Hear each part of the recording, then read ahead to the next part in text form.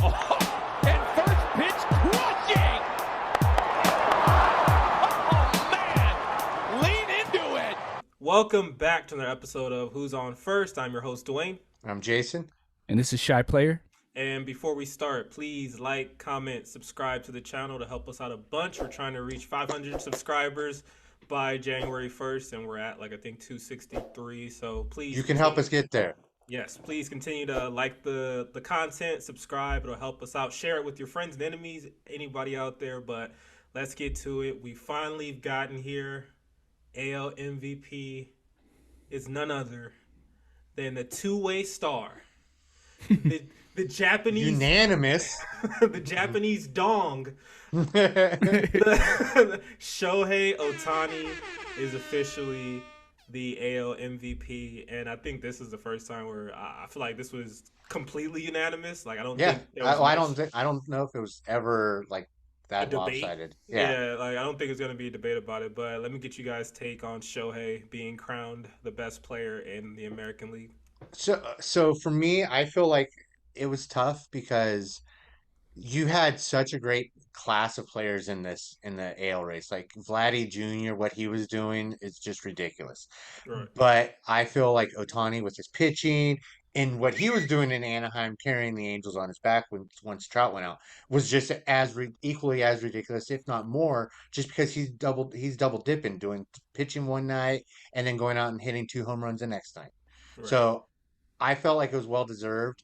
I do feel like now this is going to set precedents in different the MVP races. So I feel like we're going to have a lot more because if this goes on every year, Ohtani puts up these numbers, he should be MVP.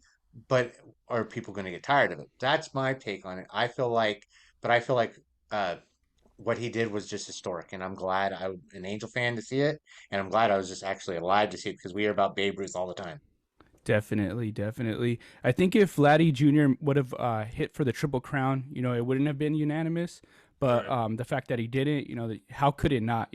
He's doing things that no man has ever done on the baseball field. Because we could talk about Babe Ruth, but he was doing it against a bunch of people that were average, non-athletic people, right? Right. You can look at the footage; they weren't world-class athletes. There was no minorities yet, right? They weren't even allowed to play. It was very one-sided.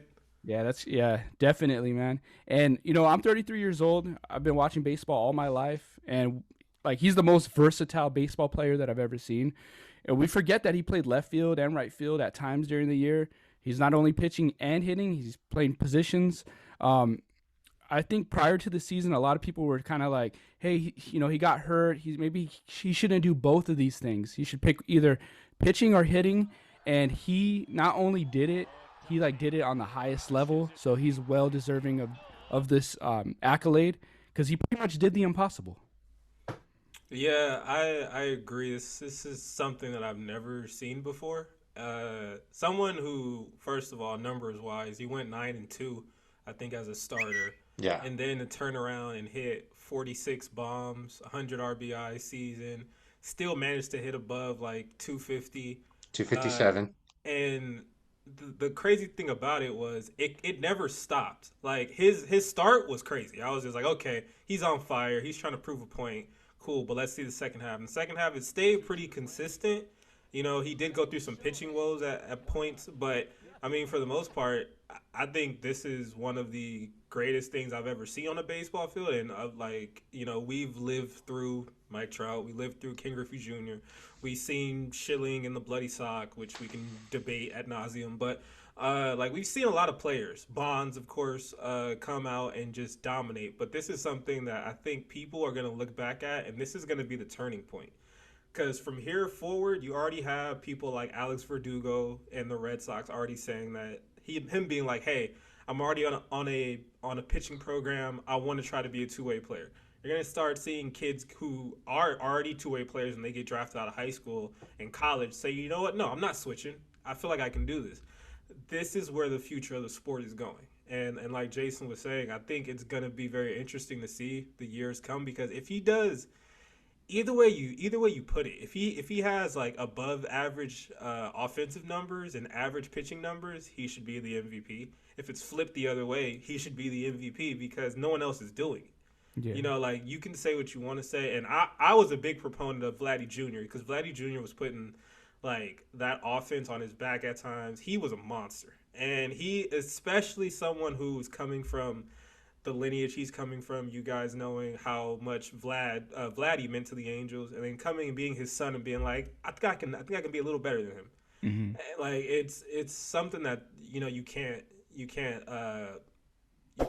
doubt, or you can't just look at it as like, oh, that's not doing too much. But Ohtani made it that, which is crazy to think about. Like, he made a season that, like Shy was saying, almost a triple crown winner, almost non-existent. Like, we were just still watching Ohtani being like, yo, what this dude is doing right now is just, it's too impressive. So salute to him, salute to the season he had, and I hope this is the beginning of a very lovely career for him, because me and Jason, before Shy was on the podcast, we had a conversation, and this is like, Ohtani was his third year in the league at that point. Yeah.